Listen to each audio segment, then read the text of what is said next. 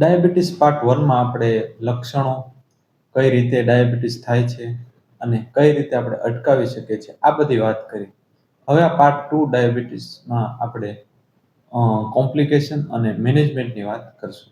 Welcome back to my YouTube channel my self doctor Ashok Sankhat.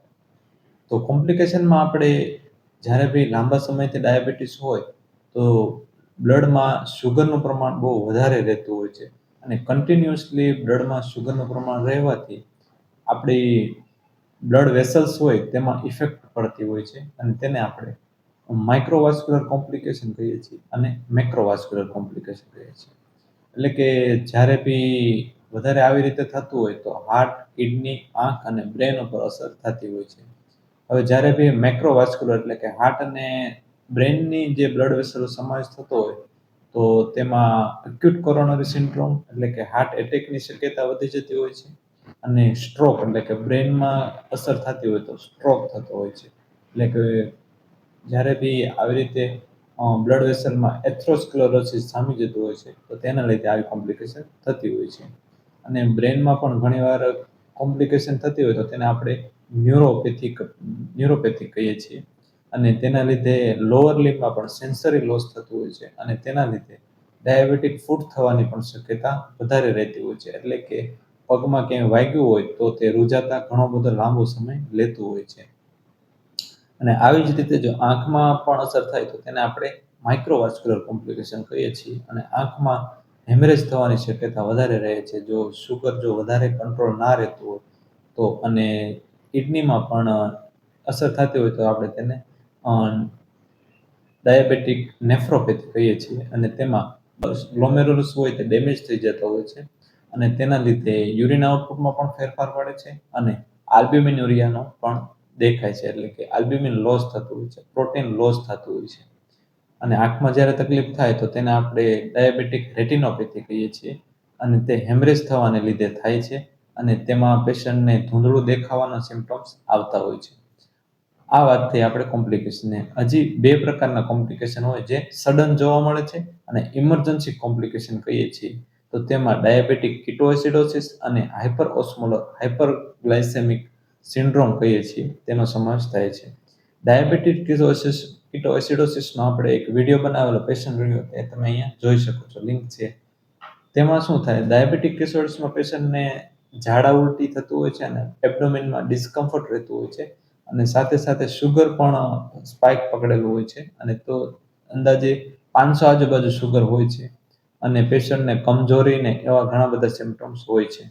તો એમાં પેશન્ટને એ રીતના ટ્રીટ કરવાનો આપણે વિડીયો મૂકેલો છે તમે જોઈ શકો છો.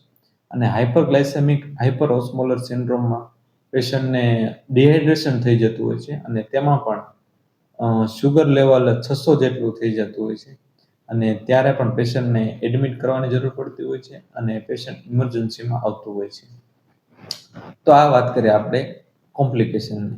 હવે મેનેજમેન્ટની વાત કરીએ તો કઈ રીતે આપણે ડાયાબિટીસને મેનેજમેન્ટ કરી શકીએ. તો જનરલી બે પ્રકારનો હોય છે. એક ડ્રગ્સ એટલે કે મેડિસિન આપીને મેનેજમેન્ટ કરીએ અને બીજું છે ઇન્સ્યુલિન. તો જ્યારે બી ડ્રગ્સનો જે હાયર ડોઝ આપીને તો પણ જો મેન્ટેન ના રહે તો પછી આપણે તેને ઇન્સ્યુલિન ઉપર લેવું પડતું હોય છે. તો હવે એમાં બે પ્રકારનું હોય છે. ટાઈપ 1 ડાયાબિટીસ હોય તો તેમાં ઇન્સ્યુલિન ડિફિશિયન્સી હોય છે તો આપણે તેમાં ઇન્સ્યુલિન જ દેવું પડે લાઈફ ટાઈમ. એનો બીજો કોઈ ડ્રગ્સ કે એનાથી કોઈ કંટ્રોલ નથી આવતો.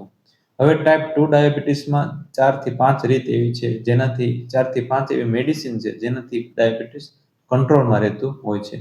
સૌથી પહેલાં તો જ્યારે બી કોઈ ન્યૂ ડાયાબિટીક પેશન્ટ હોય તો તેને આપણે લાઇફસ્ટાઇલ મેનેજમેન્ટ અને ફિઝિકલ એક્ટિવિટી આપણે એડવાઇસ દેતા હોઈએ છીએ અને જો તેનાથી ના મેન્ટેન રહે તો પછી આપણે તેને મેડિસિન ઉપર ચાલુ કરવી જોઈએ.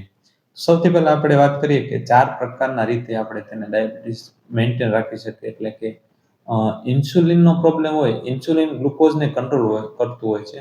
તો જ્યારે બી ઇન્સ્યુલિન ઇન્સફિશિયન્સી હોય તો ત્યારે તો આપણે ઇન્સ્યુલિન જ ચાલુ કરવું પડતું હોય છે. અને ઘણીવાર ઇન્સ્યુલિન રેઝિસ્ટન્ટ હોય છે તો તેમાં એવી પ્રકારની દવા દેતા હોઈએ છીએ તો તેમાં ઇન્સ્યુલિન રેઝિસ્ટન્ટ ઘટતું હોય છે. એક્ઝામ્પલ રીતે મેટફોર્મિન અને પયોગ્લિટાઝોન. આ બે મેડિસિન એવી છે જે ઇન્સ્યુલિન રેઝિસ્ટન્ટ ઘટાડે છે. તેના લીધે ઇન્સ્યુલિન સિક્રેશન વધશે તે ગ્લુકોઝને કંટ્રોલ કરશે. હવે બીજી વાત કરીએ આપણે ઇન્સ્યુલિન સિક્રેશન. એટલે આ જે બે મેડિસિન એવી છે જેમાં ગિમિપ્રાઇડ અને ગ્લિક્લાઝાઇડનો સમાવેશ થાય છે. તે ઇન્સ્યુલિનનું સિક્રેશન વધારશે, પેન્ક્રિયાઝને સપોર્ટ કરશે ઇન્સ્યુલિન સિક્રેશન કરવા માટે. હવે ત્રીજી મેડિસિન એવી છે જે ગ્લુકોઝ આપણે વધેલું છે બોડીમાં તેને બીજા રૂટથી બહાર કાઢશે, એટલે કે યુરિનના ભાગેથી અને મળના ભાગેથી બહાર કાઢશે.